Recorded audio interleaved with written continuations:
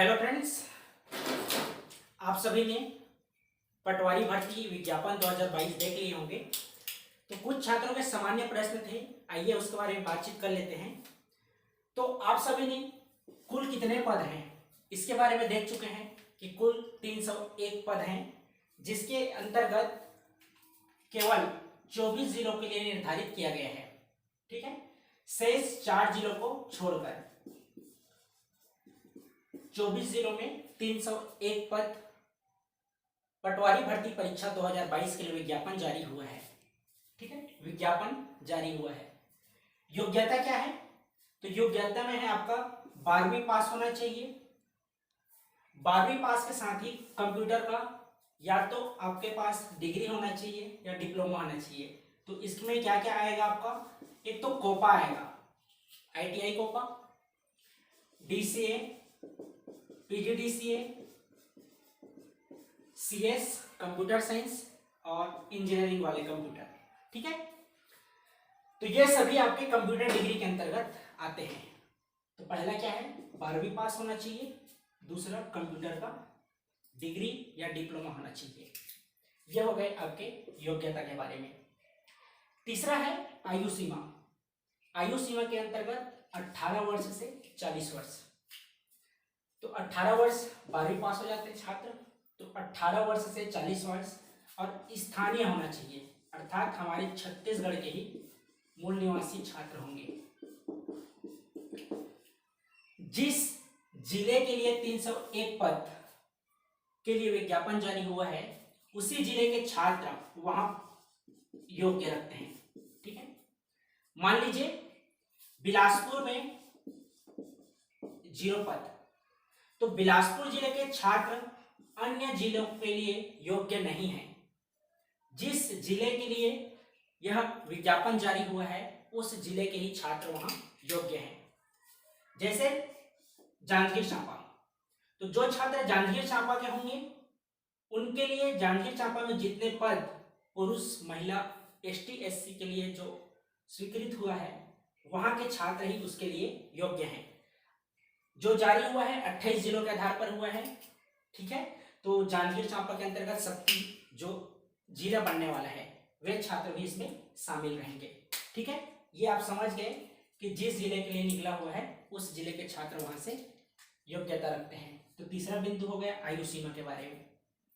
देखिए वहां पे मुक्त लिखा हुआ है, जब आप नोटिफिकेशन देखे होंगे तो महिला का तो लिखा हुआ है कि महिलाओं का जिस भी वर्ग के लिए है ST SC OBC, वहां महिला का कितना पद होगा यह लिखा हुआ है। उसके जस्ट दूसरे साइड मुक्त लिखा हुआ है। तो देखिए कहीं भी आपका भूतपूर्व सैनिक के बारे में उल्लेख नहीं किया गया है।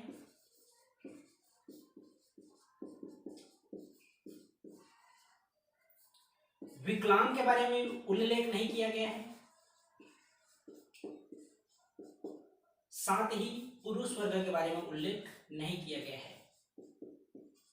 ठीक, तो मुक्त के अंतर्गत भूतपूर्व सैनिक, विकलांग और पुरुष वर्ग भी आएंगे। ऐसा क्यों? आप विज्ञापन का 11वां नंबर देखिएगा। 11वां नंबर में एक्स सर्विस में लिखा हुआ है, अर्थात भूतपूर्व सैनिक। तो मुक्त के अंतर्गत भूतपूर्व सैनिक आएंगे, विकलांग आएंगे और साथ ही पुरुष। ठीक, तो यह हो गया मुक्त और महिला। इसके अलावा कुल योग दिया हुआ है जिस भी वर्ग का है, ST SC OBC एवं जनरल। ठीक है, तो एक और प्रश्न था छात्रों का, जैसे कि जनरल के लिए है, जनरल में कौन योग्य रखते हैं? तो जनरल में देखिए इसमें ST छात्र, SC छात्र और OBC सभी योग्य रखते हैं। जनरल का निर्धारण, मान लीजिए ST वर्ग का किसी का अंक ज्यादा हो, जनरल वाले छात्रों से भी ST किसी भी छात्र या छात्रा का ज्यादा हो, तो उनका निर्धारण जनरल के तहत किया जाता है। ठीक है, उस वर्ग के अंतर्गत न करके जनरल के तहत किया जाता है। जनरल में ST SC OBC तीनों वर्ग आते हैं, साथ ही जनरल वाले छात्र तो आते ही हैं। ठीक है, तो याद रखिएगा जनरल वाले छात्र ST SC OBC इसके लिए भी योग्य रखते हैं। तो यह हो गया आपके पद निर्धारण के बारे में, जिलेवार के बारे में। अगला बिंदु है पाठ्यक्रम। तो देख लीजिए आपके सिलेबस में क्या क्या है।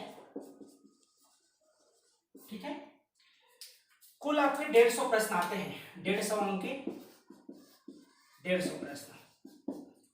तो इसमें कंप्यूटर 20 प्रश्न रहते हैं, सामान्य हिंदी 10 प्रश्न रहते हैं, इंग्लिश ग्रामर ये जो आप 10वीं 6वीं से लेकर 10वीं तक जो ग्रामर पढ़ते हैं वहां से क्वेश्चन पूछा जाता है, इंग्लिश ग्रामर का 10 प्रश्न रहता है।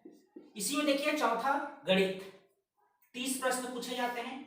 याद रखिएगा व्यापम का अगर आप तैयारी कर रहे हैं तो सर्वाधिक भूमिका गणित का होता है, कंप्यूटर का होता है, हिंदी का होता है और साथ ही इंग्लिश। ये 4 विषय ऐसे हैं जो छात्र इसकी तैयारी अच्छे से करते हैं उन छात्रों को व्यापम में तैयारी करने में और एग्जाम निकालने में आसानी होता है। ठीक है, जो पीएससी की तैयारी करते हैं मैथ्स पर ध्यान नहीं देते हैं क्योंकि क्वालिफाई करना रहता है। मेंस का भी सिलेबस आप देखेंगे तो सामान्य 10वीं का आपका सिलेबस में दिया हुआ है तो वो प्रश्न छात्र बना लेते हैं। ठीक है, लेकिन व्यापम के प्रश्न में समय अधिक रहता है तो प्रश्न का स्तर भी उसके हिसाब से दिया जाता है। ठीक है, पांचवा देखिए, पांचवा है रीजनिंग, 15 प्रश्न रीजनिंग के होते हैं। छठवा है सामान्य ज्ञान, तो सामान्य ज्ञान में आपका भारत का इतिहास, भारत का संविधान, साथ ही भारत का भूगोल, भारतीय अर्थव्यवस्था, पर्यावरण, ये सभी विषय आपके सामान्य ज्ञान के अंतर्गत आते हैं। कुल 35 प्रश्न रहते हैं। ठीक है, तो इसमें सर्वाधिक आपका संविधान के प्रश्न पूछे जाते हैं। ठीक है, लगातार आप व्यापम पर 10 से 11 एग्जाम दिए हैं, सभी में देखे होंगे संविधान के प्रश्न ज्यादा पूछे जाते हैं। इसी में अगला है करंट अफेयर्स, साथ ही करंट अफेयर्स में स्पोर्ट्स भी शामिल है। ठीक है, स्पोर्ट्स भी शामिल है आपके करंट अफेयर्स में। कुल 15 प्रश्न पूछे जाते हैं करंट अफेयर से। ठीक है, तो करंट अफेयर से 15 प्रश्न और अंतिम में है संपूर्ण छत्तीसगढ़, 15 प्रश्न पूछे जाते हैं संपूर्ण छत्तीसगढ़ से। तो देखिए संपूर्ण छत्तीसगढ़ में वही भूगोल है आपका, जनजाति पाठ है, आर्थिक सर्वेक्षण है, इतिहास है, पंचायती राज है, इसके अलावा छत्तीसगढ़ के भी करंट अफेयर्स हैं, प्रशासन है, इन सभी के बारे में संपूर्ण 15 नंबर के प्रश्न पूछे जाते हैं। ठीक, तो देखिए ये तो आपके सिलेबस हो गए। आपकी क्या रणनीति होनी चाहिए एक बार देख लीजिए। आप कंप्यूटर की तैयारी अच्छे से कीजिए, 20 प्रश्न होंगे, साथ ही गणित की तैयारी कीजिए 30 प्रश्न, तो कुल 50 प्रश्न की तैयारी पीएससी वालों से आगे बढ़कर कर सकते हैं। जो पीएससी के छात्र हैं उनका सिर्फ सामान्य ज्ञान और छत्तीसगढ़ 15 और 35 केवल 50 अंक की तैयारी किए हैं वे छात्र जो मूलतः पीएससी के छात्र हैं। व्यापम के छात्र आप कंप्यूटर और गणित की तैयारी अच्छे से कीजिए, हिंदी की भी तैयारी आपको अच्छे से करना पड़ेगा, साथ ही इंग्लिश की भी तैयारी आपको सामान्य जानकारी होनी चाहिए। आप यूट्यूब का सहारा ले सकते हैं या तो आप लुसेंट का जो इंग्लिश सॉल्व करने के लिए आता है वहां से आप हल कर सकते हैं। ठीक, गणित आप आर.एस. अग्रवाल से हल कीजिए। देखिए पेपर या तो 3 अप्रैल को हो सकता है, 10 अप्रैल को हो सकता है या तो 17 अप्रैल को हो सकता है। यदि अप्रैल में होगा तो इन 3 तिथि में से कोई एक होगा, नहीं तो सीधा जून जुलाई में हो सकता है। बाकी सर्वाधिक संभावित है 3 अप्रैल, 10 अप्रैल या तो 17 अप्रैल। ठीक है, तो इस बीच देखिए आपके पास मोटी मोटी देखें अगर 10 अप्रैल को मानकर तो 40 दिन का समय बचता है। तो 40 दिन में आप प्रतिदिन आर.एस. अग्रवाल का एक एक टॉपिक हल कीजिए। ठीक है, गणित के लिए, और हिंदी पढ़ते चलिए। तो गणित आप आर.एस. अग्रवाल से हल कीजिए। रीजनिंग में नंबर सीरीज के प्रश्न दिए जाते हैं, रैंकिंग के प्रश्न दिए जाते हैं और आजकल 1 आर का प्रश्न पूछा जा रहा है, तो इसका भी आप अच्छे से तैयारी कर लीजिएगा। सामान्य ज्ञान वही है जो आप प्रीलिम्स में अभी एग्जाम दिए हैं 13 फरवरी को, उतना सफिशिएंट है, आपको सिर्फ रिवीजन करना है। तो सामान्य ज्ञान पे आप ज्यादा ध्यान न देते हुए इंग्लिश, हिंदी, कंप्यूटर और गणित पर सर्वाधिक ध्यान दीजिएगा। सामान्य ज्ञान के प्रश्न आपसे बन जाएंगे। संविधान का प्रश्न सर्वाधिक पूछा जाता है, तो देखिए संविधान की कक्षाएं कल से प्रारंभ करेंगे 1 मार्च से। ठीक, एक क्लास रहेगा आपका संविधान का इसी यूट्यूब चैनल पर, दूसरा रहेगा आपका भारतीय अर्थव्यवस्था का। ठीक, संविधान और भारतीय अर्थव्यवस्था तो ये 2 विषय आपके यूट्यूब पर निःशुल्क चलेगा। ठीक है, अगला देखिए समसामयिक की करंट अफेयर्स। तो आप जुलाई से लेकर जुलाई 2021 से जनवरी 2022 यहां तक के करंट अफेयर्स की आप तैयारी कर लीजिएगा। जनवरी नहीं, आप फरवरी तक का पढ़ लीजिएगा। ठीक, जुलाई 2021 से लेकर फरवरी 2022 तक आप करंट अफेयर्स की तैयारी कीजिएगा। और छत्तीसगढ़ के अंतर्गत वही है जो आप प्रीलिम्स की तैयारी किए हैं। ठीक है, तो ये तो था आपके सिलेबस एनालिसिस के बारे में, कैसे आपको तैयारी करना चाहिए उसके बारे में। यदि आप टेस्ट सीरीज के माध्यम से तैयारी करना चाहते होंगे तो पटवारी टेस्ट सीरीज उपलब्ध है। आप इस नंबर पर व्हाट्सएप SMS करके या कॉल करके अधिक जानकारी प्राप्त कर सकते हैं। 7691941488। ये आपके पटवारी टेस्ट सीरीज के लिए आप यहाँ से जानकारी प्राप्त कर सकते हैं। साथ ही जो छात्र CGPSC की तैयारी कर रहे होंगे तो आपके लिए टारगेट बैच भी उपलब्ध है जो इस वर्ष मई में होने वाला है। मान लीजिए कोई छात्र ऐसे भी होंगे जिनका ST SC OBC prelims qualify करने वाले होंगे तो आप टारगेट वाइज ज्वाइन कर सकते हैं। या तो 1 मार्च से लॉन्ग टर्म बैच स्टार्ट है। लॉन्ग टर्म टारगेट बैच दोनों अलग अलग है। टारगेट बैच मई वाले छात्रों के लिए है, जबकि लॉन्ग टर्म आगामी प्रीलिम्स परीक्षा के लिए है। तो यह आपका 1 मार्च से लेकर 30 अक्टूबर तक चलेगा लॉन्ग टर्म बैच।